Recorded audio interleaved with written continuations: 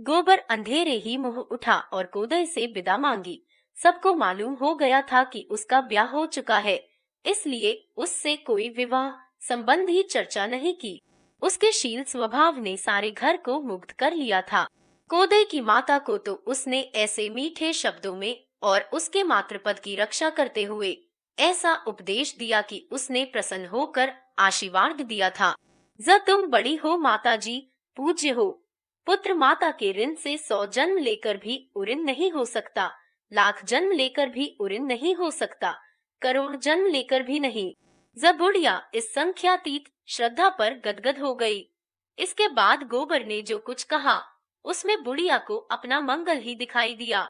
वैद्य एक बार रोगी को चंगा कर दे, फिर रोगी उसके हाथों विष भी खुशी से पी लेगा। अब जैसे आज ही बहू घर से रूठ कर चली गई तो किसकी हेठी हुई। बहू को कौन जानता है, किसकी लड़की है, किसकी नातिन है, कौन जानता है। असंभव है उसका बाप घसियारा ही रहा हो। बुढ़िया ने निश्चयात्मक भाव से कहा, घसियारा तो है ही बेटा, पक्क का घसियारा। सवेरे उसका मुंह देख लो तो दिन भर पानी न मिले। गोबर बोला, तो ऐसे आदमी की क्या हंसी हो सकती है।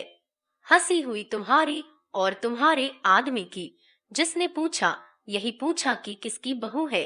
फिर वह अभी लड़की है, अबोध, अनहड़, नीच माता पिता की लड़की है। अच्छी कहाँ से बन जाए। अब तुमको तो बूढ़े तोते को राम नाम पढ़ाना पड़ेगा। मारने से तो वह पढ़ेगा नहीं, उसे तो सहज स्नेह ही से पढ़ाया जा सकता है। ताड़ना भी दो, लेकिन उसके मुंह मत लगो, उसका तो कुछ नहीं बिगड़ता, तुम्हारा अपमान होता है। जब गोबर चलने लगा तो बुढ़िया ने खांड और सत्तू मिलाकर उसे खाने को दिया। गांव के और कई आदमी मजूरी की टोह में शहर जा रहे थे।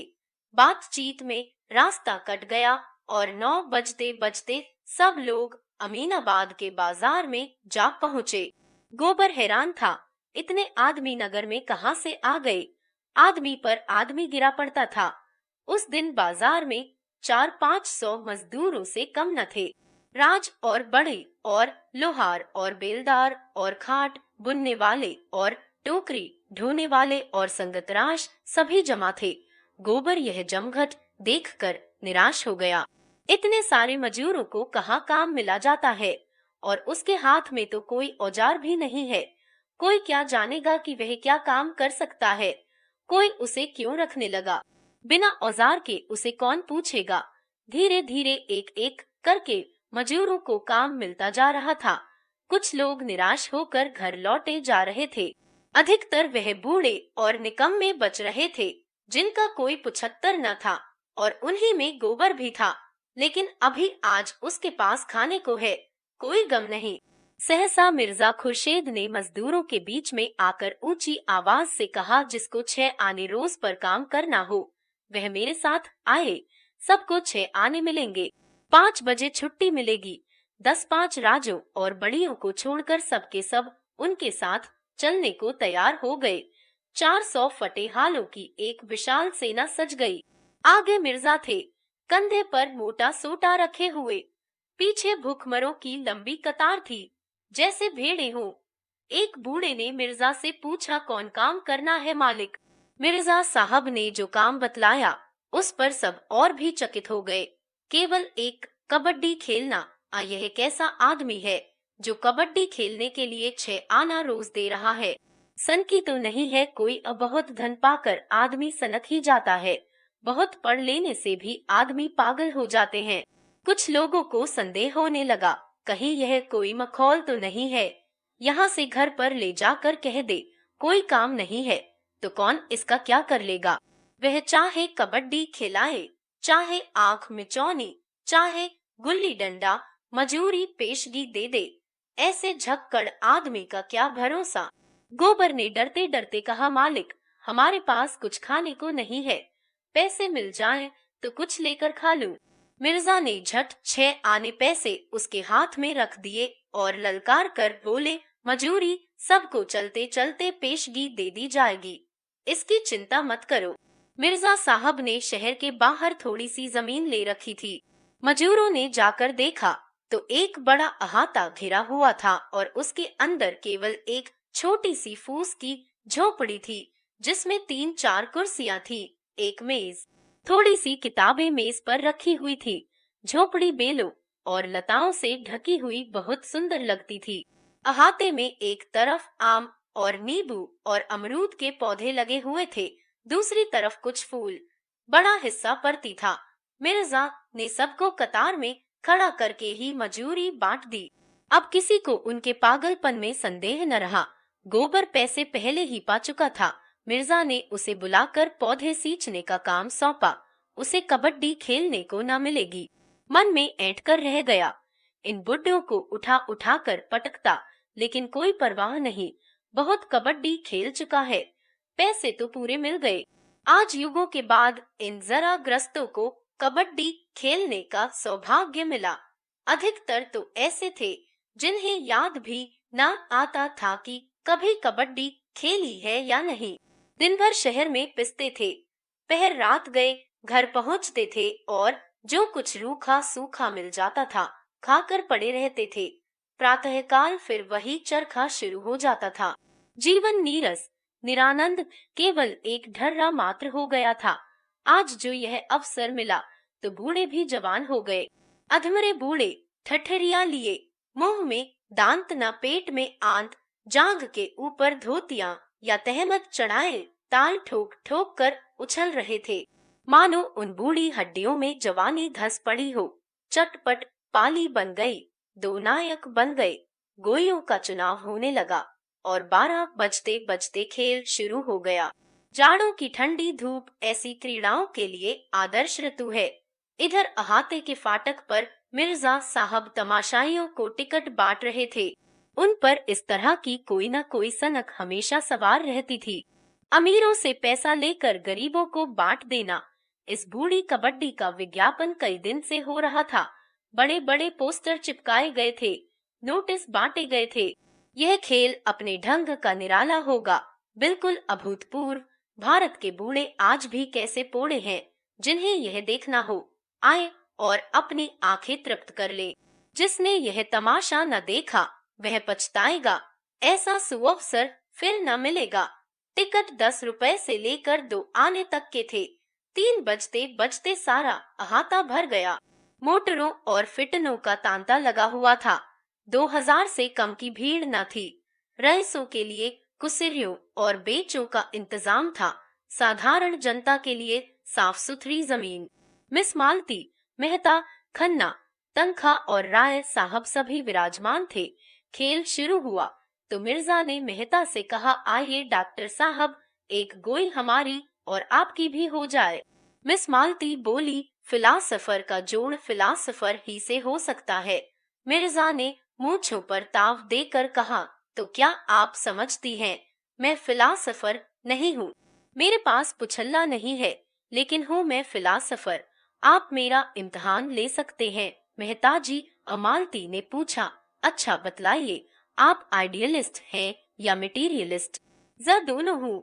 ज क्यों कर? ज बहुत अच्छी तरह। जब जैसा मौका देखा वैसा बन गया। ज तो आपका अपना कोई निश्चय नहीं है। जिस बात का आज तक कभी निश्चय न हुआ और न कभी होगा, उसका निश्चय मैं भला क्या कर सकता हूँ। और लोग आंखें फोड़कर और किताबें चाटकर जिस नतीजे पर पहुँचते हैं, वहाँ मैं यूं ही पहुँच गया। आप बता सकती हैं किसी फिलासफर ने अक्ली गद्दे लड़ाने के सिवाय और कुछ किया है? डॉक्टर मेहता ने अचकन के बटन खोलते हुए कहा, तो चलिए हमारी और आपकी हो ही जाए, और कोई माने या न माने मैं आपको फिलासफर मानता हूँ। मिर्जा ने खन्ना से पूछा, आपके लिए भी कोई जोड़ ठीक करूं? मालती ने पुचारा दिया, हाँ, इन्हें जरूर ले जाइए मिस्टर तनखा के साथ। खन्ना झेपते हुए बोले, जी नहीं, मुझे क्षमा कीजिए। मिर्जा ने राय साहब से पूछा, आपके लिए कोई जोड़ लाऊं? राय साहब बोले, मेरा जोड़ तो ओंकारनाथ का है, मगर वह आज नजर ही नहीं आते। मिर्जा और मेहता भी नंगी दे केवल जांघिए पहने हुए मैदान में पहुंच गए। एक इधर दूसरा उधर। खेल शुरू हो गया। जनता बूढ़े कुलेलों पर हंसती थी, तालियां बजाती थी, गालियां देती थी, ललकारती थी, बाजियां लगाती थी। वाह, जरा इन बूढ़े बाबा को देखो और किस शान से जा रहे हैं, जैसे सबको मार कर ही लौटेंगे। अच्छा, दूसरी तरफ से भी उन्हीं के बड़े भाई निकले। दोनों कैसे पैतरे बदल रहे हैं। इन हिडडेव में अभी बहुत जान है। इन लोगों ने जितना घी खाया है उतना अब हमें पानी भी मैसर नहीं। लोग कहते हैं भारत धनी हो रहा है, होता होगा। हम तो यही देखते हैं कि इन बुड्ढों जैसे जीवट के जवान भी आज मुश्किल से निकलेंगे। वह उधर वाले बुड्ढे ने इसे दबोच लिया। बेचारा छूट निकलने के लिए कितना जोर मार रहा है, मगर अब नहीं जा सकते। बच्चा एक को तीन लिपट गए। इस तरह लोग अपनी दिलचस्पी जाहिर कर रहे थे। उनका सारा ध्यान मैदान की ओर था। खिलाड़ियों के आघात प्रतिघात, उछल कूद, धरपकड़ और उनके मरने जीने में सभी तन्मय हो रहे थे। कभी चारों तरफ से कह कहे पड़ते, कभी कोई अन्याय या धांधली देखकर लोग छोड़ दो ज का गुल मचाते। कुछ लोग तैश में आकर पाली की तरफ दौड़ते, लेकिन जो थोड़े से सज्जन शामियाने में ऊंचे दर्जे के टिकट लेकर बैठे थे, उन्हें इस खेल में विशेष आनंद न मिल रहा था। वे इससे अधिक महत्व की बातें कर रहे थे। खन्ना ने जिंजर का ग्लास खाली करके सिगार सुलगाया और राय साहब से बोले, मैंने आपसे कह दिया, बैंक इससे कम सूद पर किसी तरह राजी न होगा, और यह रियायत भी मैंने आपके साथ की है, क्योंकि आपके साथ घर का मामला है। राय साहब ने मूंछों में मुस्कुराहट को लपेट कर कहा, आपकी नीति में घर वालों को ही उल्टे छुरे से हलाल करना चाहिए। जह आप क्या फरमा रहे हैं? जज ठीक कह रहा हूँ। सूर्य प्रताप सिंह से आपने केवल 7% लिया है, मुझसे 9% मांग रहे हैं और उस पर एहसान भी रखते हैं। क्यों ना हो? जंधना ने कहा मारा, मानो यह कथन हंसने के ही योग्य था। जमशतों पर मैं आपसे भी वही सूद ले लूंगा। हमने उनकी जायदाद रेहन रख ली है और शायद यह जायदाद फिर उनके हाथ न जाएगी। जजा मैं अपनी कोई जायदाद निकाल दूंगा। 9% देने से यह कहीं अच्छा है कि फालतू जायदाद अलग कर दूं। मेरी जैक्सन रोड वाली कोठी आप निकलवा दे, कमीशन ले लीजिएगा। जज कोठी का सुबीते से निकलना जरा मुश्किल है। आप जानते हैं वह जगह बस्ती से कितनी दूर है, मगर खैर देखूंगा। आप उसकी कीमत का क्या अंदाजा करते हैं? जराय साहब ने 1,25,000 बताए। 15 बीघे जमीन भी तो है उसके साथ। खन्ना स्तंभित हो गए, बोले, आप आज के 15 साल पहले का स्वप्न देख रहे हैं। राय साहब, आपको मालूम होना चाहिए कि इधर जायदादों के मूल्य में 50% की कमी हो गई है। राय साहब ने बुरा मानकर कहा, जी नहीं, 15 साल पहले उसकी कीमत 1.5 लाख थी। मैं खरीदार की तलाश में रहूंगा, मगर मेरा कमीशन 5% होगा। आपसे जोरों से शायद 10% हो। क्यों, क्या करोगे इतने रुपए लेकर? जाप जो चाहे दे दीजिएगा। अब तो राजी हुए। शुगर के हिस्से अभी तक आपने न खरीदे, अब बहुत थोड़े से हिस्से बच रहे हैं, हाथ मलते रह जाइएगा। इंश्योरेंस की पॉलिसी भी आपने न ली। आप में टाल मटोल की बुरी आदत है। जब अपने लाभ की बातों का इतना टाल मटोल है, तब दूसरों को आप लोगों से क्या लाभ हो सकता है? इसी से कहते हैं रियासत आदमी की अक्ल चढ़ जाती है। मेरा बस चले तो मैं ताल्लुकेदारी की रियासतें जब्त कर लूं। जमिस्टर तनखा मालती पर जाल फेंक रहे थे। मालती ने साफ कह दिया था कि वह इलेक्शन के झमेले में नहीं पड़ना चाहती, पर तनखा इतनी आसानी से हार मानने वाले व्यक्ति न थे। आकर कुहनियों के बल मेज पर टिककर बोले, आप जरा उस मामले पर फिर विचार करें। मैं कहता हूँ ऐसा मौका शायद आपको फिर न मिले। रानी साहब, चंदा को आपके मुकाबले में रुपए में एक आना भी चांस नहीं है। मेरी इच्छा केवल यह है कि काउंसिल में ऐसे लोग जाएं जिन्होंने जीवन में कुछ अनुभव प्राप्त किया है और जनता की कुछ सेवा की है। जिस महिला ने भोग विलास के सिवा कुछ जाना ही नहीं, जिसने जनता को हमेशा अपनी कार का पेट्रोल समझा, जिसकी सबसे मूल्यवान सेवा वे पार्टियां हैं जो वह गवर्नरों और सेक्रेटरियों को दिया करती हैं, उनके लिए इस काउंसिल में स्थान नहीं है। नई काउंसिल में बहुत कुछ अधिकार प्रतिनिधियों के हाथ में होगा और मैं नहीं चाहता कि वह अधिकार अधिकारियों के हाथ में जाए। मालती ने पीछा छुड़ाने के लिए कहा, लेकिन साहब, मेरे पास 10-20 हजार इलेक्शन पर खर्च करने के लिए कहा है। रानी साहब तो 2-4 लाख खर्च कर सकती हैं। मुझे भी साल में 1,500 रुपए उनसे मिल जाते हैं। यह रकम भी हाथ से निकल जाएगी। पहले आप यह बता दें कि आप जाना चाहती हैं या नहीं। जाना तो चाहती हूँ, मगर फ्री पास मिल जाए तो यह मेरा जिम्मा रहा। आपको फ्री पास मिल जाएगा। जी नहीं, क्षमा कीजिए, मैं हार की जिल्लत नहीं उठाना चाहती। जब रानी साहब रुपए की थैलियां खोल देंगी और एक एक वोट पर एक एक अशर्फी चढ़ने लगेगी, तो शायद आप भी उधर वोट देंगे। आपके ख्याल में इलेक्शन महज रुपए से जीता जा सकता है? जी नहीं, व्यक्ति भी एक चीज है, लेकिन मैंने केवल एक बार जेल जाने के सिवा और क्या जन सेवा की है। और सच पूछिए तो उस बार भी मैं अपने मतलब ही से गई थी, उसी तरह जैसे राय साहब और खन्ना गए थे। इस नई सभ्यता का आधार धन है। विद्या और सेवा और कुल और जाति सब धन के सामने ही है। कभी कभी इतिहास में ऐसे अवसर आ जाते हैं जब धन को आंदोलन के सामने नीचा देखना पड़ता है, मगर इसे अपवाद समझिए। मैं अपनी ही बात कहती हूँ। कोई गरीब औरत दवाखाने में आ जाती है तो घंटों उससे बोलती तक नहीं, पर कोई महिला कार पर आ गई तो द्वार तक जाकर उसका स्वागत करती हूँ और उसकी ऐसी उपासना करती हूँ मानो साक्षात देवी है। मेरी और रानी साहब का कोई मुकाबला नहीं। जिस तरह के कौंसिल बन रहे हैं, उनके लिए रानी साहब ही ज्यादा उपयुक्त हैं। उधर मैदान में मेहता की टीम कमजोर पड़ती जाती थी। आधे से ज्यादा खिलाड़ी मर चुके थे। मेहता ने अपने जीवन में कभी कबड्डी न खेली थी। मिर्जा इस फन के उस्ताद थे। मेहता की तातीलें अभिनय के अभ्यास में कटती थी। रूप भरने में वह अच्छे अच्छे को चकित कर देते थे और मिर्जा के लिए सारी दिलचस्पी अखाड़े में थी, पहलवानों के भी और परियों के भी। मालती का ध्यान उधर भी लगा हुआ था। उठकर राय साहब से, बीली मेहता की पार्टी तो बुरी तरह पिट रही है। राय साहब और खन्ना में इंश्योरेंस की बातें हो रही थी। राय साहब उस प्रसंग से उबे हुए मालूम होते थे। मालती ने मानो उन्हें एक बंधन से मुक्त कर दिया। उठकर बोले, जी हाँ, पिट तो रही है।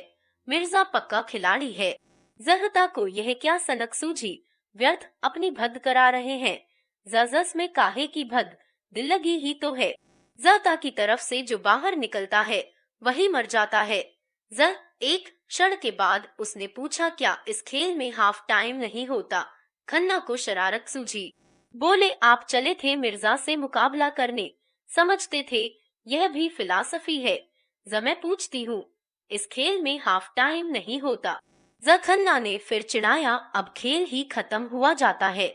मजा आएगा तब जब मिर्जा मेहता को दबोच कर रगड़ेंगे और मेहता साहब जची बोलेंगे। तुमसे नहीं पूछती, राय साहब से पूछती हूँ। राय साहब बोले, इस खेल में हाफ टाइम और एक ही एक आदमी तो सामने आता है। अच्छा, मेहता का एक आदमी और मर गया। खन्ना बोले, आप देखती रहिए, इसी तरह सब मर जाएंगे और आखिर में मेहता साहब भी मरेंगे। मालती जल गई। आपकी हिम्मत न पड़ी बाहर निकलने की। मैं गवारों के खेल नहीं खेलता, मेरे लिए टेनिस है। टेनिस में भी मैं तुम्हें सैकड़ों गेम दे चुकी हूँ। आपसे जीतने का दावा ही कब है? अगर दावा हो तो मैं तैयार हूँ। मालती उन्हें फटकार बताकर फिर अपनी जगह पर आ बैठी। किसी को मेहता से हमदर्दी नहीं है। कोई यह नहीं कहता कि अब खेल खत्म कर दिया जाए। मेहता भी अजीब बुद्धू आदमी है, कुछ धांधली क्यों नहीं कर बैठते। यहाँ अपनी न्याय प्रियता दिखा रहे हैं। अभी हार कर लौटेंगे तो चारों तरफ से तालियां पड़ेंगी। अब शायद 20 आदमी उनकी तरफ और होंगे और लोग कितने खुश हो रहे हैं। ज्यों-ज्यों अंत समीप आता जाता था, लोग अधीर होते जाते थे और पाली की तरफ बढ़ते जाते थे। रस्सी का जो एक कठघरा सा बनाया गया था, वह तोड़ दिया गया। स्वयंरू सेवक रोकने की चेष्टा कर रहे थे, पर उस उत्सुकता के उन्माद में उनकी एक न चलती थी। यहाँ तक कि ज्वार अंतिम बिंदु तक आ पहुँचा और मेहता अकेले बच गए और अब उन्हें गूंगे का पाटर खेलना पड़ेगा। अब सारा दारोमदार उन्हीं पर है। अगर वह बचकर अपनी पाली में लौट आते हैं तो उनका पक्ष बचता है, नहीं हार का सारा अपमान और लज्जा लिए हुए उन्हें लौटना पड़ता है। वह दूसरे पक्ष के जितने आदमियों को छूकर अपनी पाली में आएंगे वह सब मर जाएंगे और उतने ही आदमी उनकी तरफ जी उठेंगे। सबकी आंखें मेहता की ओर लगी हुई थी। वह मेहता चले। जनता ने चारों ओर से आकर पाली को घेर लिया। तन्मयता अपनी पराकाष्ठा पर थी। मेहता कितने शांत भाव से शत्रुओं की ओर जा रहे हैं। उनकी प्रत्येक गति जनता पर प्रतिबिंबित हो जाती है। किसी की गर्दन टेढ़ी हुई जाती है, कोई आगे को झुक पड़ता है। वातावरण गर्म हो गया। पारा ज्वाला बिंदु पर आ पहुंचा है। मेहता शत्रु दल में घुसे। दल पीछे हटता जाता है। उनका संगठन इतना दृढ़ है कि मेहता की पकड़ या स्पर्श में कोई नहीं आ रहा है। बहुतों को जो आशा थी कि मेहता कम से कम अपने पक्ष के 10-5 आदमियों को तो जिला ही लेंगे, वे निराश होते जा रहे हैं। सहसा मिर्जा एक छलांग मारते हैं और मेहता की कमर पकड़ लेते हैं। मेहता अपने को छुड़ाने के लिए जोर मार रहे हैं। मिर्जा को पाली की तरफ खींचे लिए आ रहे हैं। लोग उन्मत्त हो जाते हैं। अब इसका पता चलना मुश्किल है कि कौन खिलाड़ी है कौन तमाशाई। सब एकड़मड़ हो गए हैं। मिर्जा और मेहता में मल्लयुद्ध हो रहा है। मिर्जा के कई बुड्ढे मेहता की तरफ लपके और उनसे लिपट गए। मेहता जमीन पर चुपचाप पड़े हुए हैं। अगर वह किसी तरह खींच खांच कर 2 हाथ और ले जाएं, तो उनके 50 आदमी जी उठते हैं, मगर वह 1 इंच भी नहीं खिसक सकते। मिर्जा उनकी गर्दन पर बैठे हुए हैं। मेहता का मुख लाल हो रहा है, आंखें बीरबहुटी बनी हुई हैं, पसीना टपक रहा है और मिर्जा अपने स्थूल शरीर का भार लिए उनकी पीठ पर हुमच रहे हैं। मालती ने समीप जाकर उत्तेजित स्वर में कहा, मिर्जा खुर्शीद, यह फेयर नहीं है, बाजी ड्रॉ रही। खुर्शीद ने मेहता की गर्दन पर एक घस्सा लगाकर कहा, जब तक यह ज चीज बोलेंगे मैं हरगिज न छोड़ूंगा। क्यों नहीं ज चीज बोलते? मालती और आगे बड़ी ज चीज बुलाने के लिए आप इतनी जबरदस्ती नहीं कर सकते। मिर्जा ने मेहता की पीठ पर हुमच कर कहा, बेशक कर सकता हूँ। आप इनसे कह दे जची ज बोले, मैं अभी उठा जाता हूँ। मेहता ने एक बार फिर उठने की चेष्टा की, पर मिर्जा ने उनकी गर्दन दबा दी। मालती ने उनका हाथ पकड़कर घसीटने कोशिश करके कहा, यह खेल नहीं, अदावत है। ज अदावत ही सही, ज आप न छोड़ेंगे। जसी वक्त जैसे कोई भूकंप आ गया। मिर्जा साहब जमीन पर पड़े हुए थे और मेहता दौड़े हुए पाली की ओर भागे जा रहे थे और हजारों आदमी पागलों की तरह टोपियां और पगड़ियां और छड़ियां उछाल रहे थे। कैसे यह काया पलट हुई, कोई समझ न सका। मिर्जा ने मेहता को गोद में उठा लिया और लिए हुए शामियाने तक आए। प्रत्येक मुख पर यह शब्द थे, डॉक्टर साहब ने बाजी मार ली। और प्रत्येक आदमी इस हारी हुई बाजी के एक बारगी पलट जाने पर विस्मित था। सभी मेहता के जीवट और धैर्य का बखान कर रहे थे। मजदूरों के लिए पहले से नारंगियां मंगा ली गई थी। उन्हें एक एक नारंगी देकर विदा किया गया। शामियाने में मेहमानों के चाय पानी का आयोजन था।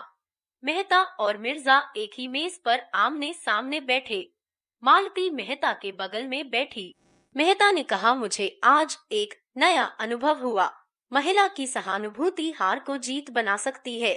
मिर्जा ने मालती की ओर देखा। अच्छा, यह बात थी। जभी तो मुझे हैरत हो रही थी कि आप एकाएक कैसे ऊपर आ गए। मालती शर्म से लाल हुई जाती थी। बोली, आप बड़े बेमुरौवत आदमी हैं मिर्जा जी, मुझे आज मालूम हुआ। ज कसूर इनका था। यह क्यों जची जही बोलते थे? मैं तो जची ज बोलता, चाहे आप मेरी जान ही ले लेते। कुछ देर मित्रों में गपशप होती रही।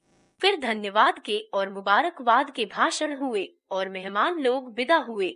मालती को भी एक विजिट करनी थी, वह भी चली गई। केवल मेहता और मिर्जा रह गए। उन्हें अभी स्नान करना था।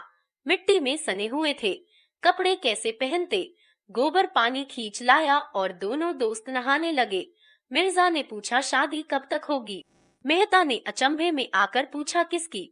ज़ापकी। मेरी शादी? वो किसके साथ हो रही है? वाह, अब आप तो ऐसा उड़ रहे हैं गोया यह भी छिपा की बात है। नहीं नहीं, मैं सच कहता हूँ, मुझे बिल्कुल खबर नहीं है। क्या मेरी शादी होने जा रही है? आप क्या समझते हैं, मिस मालती आपकी कंपेनियन बनकर रहेंगी। जहता गंभीर भाव से बोले, आपका ख्याल बिल्कुल गलत है मिर्जा जी। मिस मालती हसीन है, खुशमिजाज है, समझदार है, रोशन ख्याल है, और भी उनमें कितनी खूबियां हैं। लेकिन मैं अपनी जीवन संगिनी में जो बात देखना चाहता हूँ वह उनमें नहीं है, और न शायद हो सकती है। मेरे ज़हन में औरत वफा और त्याग की मूतिर है, जो अपनी बेज़बानी से, अपनी कुबारनी से अपने को बिल्कुल मिटाकर पति की आत्मा का एक अंश बन जाती है। देह पुरुष की रहती है, पर आत्मा स्त्री की होती है। आप कहेंगे, मर्द अपने को क्यों नहीं मिटाता, औरत ही से क्यों इसकी आशा करता है? मर्द में वह सामर्थ्य ही नहीं है। वह अपने को मिटाएगा तो शून्य हो जाएगा। वह किसी खोह में जा बैठेगा और सवार्तमा में मिल जाने का स्वप्न देखेगा। वह तेज प्रधान जीव है, और अहंकार में यह समझकर कि वह जनान का पुतला है, सीधा ईश्वर में लीन होने की कल्पना किया करता है। स्त्री पृथ्वी की भांति धैर्यवान है, शांति संपन्न है, सहिष्णु है। पुरुष में नारी के गुण आ जाते हैं तो वह महात्मा बन जाता है। नारी में पुरुष के गुण आ जाते हैं तो वह उल्टा हो जाती है। पुरुष आकर्षित होता है स्त्री की ओर, जो सवांश में स्त्री हो। मालती ने अभी तक मुझे आकर्षित नहीं किया। मैं आपसे किन शब्दों में कहूँ कि स्त्री मेरी नजरों में क्या है? संसार में जो कुछ सुंदर है उसी की प्रतिमा को मैं स्त्री कहता हूँ। मैं उससे यह आशा रखता हूँ कि मैं उसे मार ही डालूं तो भी प्रतिहिंसा का भाव उसमें न आए। अगर मैं उसकी आंखों के सामने किसी स्त्री को प्यार करूं, तो भी उसकी ईर्ष्या न जागे। ऐसी नारी पाकर मैं उसके चरणों में गिर पड़ूंगा और उस पर अपने को अर्पण कर दूंगा। मिर्जा ने सिर हिलाकर कहा, ऐसी औरत आपको इस दुनिया में तो शायद ही मिले। मेहता ने हाथ मारकर कहा, एक नहीं हजारों, वरना दुनिया वीरान हो जाती। जैसी ही एक मिसाल दीजिए। मिसेज खन्ना को ही ले लीजिए। लेकिन खन्ना, इजाज खन्ना अभागे हैं, जो हीरा पाकर कांच का टुकड़ा समझ रहे हैं। सोचिए, कितना त्याग है और उसके साथ ही कितना प्रेम है। खन्ना के रूपासक्त मन में शायद उसके लिए रत्ती भर भी स्थान नहीं है। लेकिन आज खन्ना पर कोई आफत आ जाए तो वह अपने को उन पर न्यौछावर कर देगी। खन्ना आज अंधे या कोढ़ी हो जाए तो भी उसकी वफादारी में फर्क न आएगा। अभी खन्ना उसकी कद्र नहीं कर सकते हैं, मगर आप देखेंगे एक दिन यही खन्ना उसके चरण धो धो कर पिएंगे। मैं ऐसी बीबी नहीं चाहता जिससे मैं आइंस्टीन के सिद्धांत पर बहस कर सकूं, या जो मेरी रचनाओं के प्रूफ देखा करे। मैं ऐसी औरत चाहता हूँ जो मेरे जीवन को पवित्र और उज्जवल बना दे अपने प्रेम और त्याग से। खुर्शीद ने दाढ़ी पर हाथ फेरते हुए जैसे कोई भूली हुई बात याद करके कहा, आपका ख्याल बहुत ठीक है मिस्टर मेहता। ऐसी औरत अगर कहीं मिल जाए तो मैं भी शादी कर लूं, लेकिन मुझे उम्मीद नहीं है कि मिले। मेहता ने हंसकर कहा, आप भी तलाश में रहिए, मैं भी तलाश में हूँ। शायद कभी तकदीर जागे। मगर मिस मालती आपको छोड़ने वाली नहीं, कहिए लिख दूं। ऐसी औरतों से मैं केवल मनोरंजन कर सकता हूँ, ब्याह नहीं।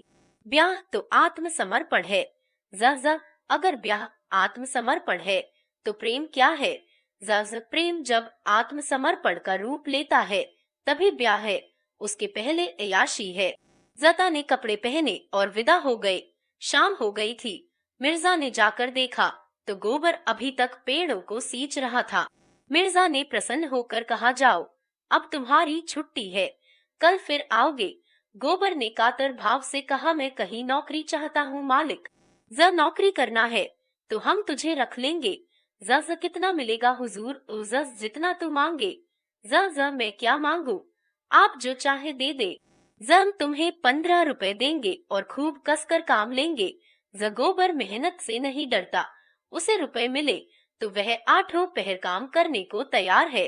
15 रुपए मिले तो क्या पूछना, वह तो प्राण भी दे देगा। बोला मेरे लिए कोठरी मिल जाए, वहीं पड़ा रहूंगा। जहाँ हाँ जगह का इंतजाम मैं कर दूंगा। इसी झोपड़ी में एक किनारे तुम भी पड़ रहना।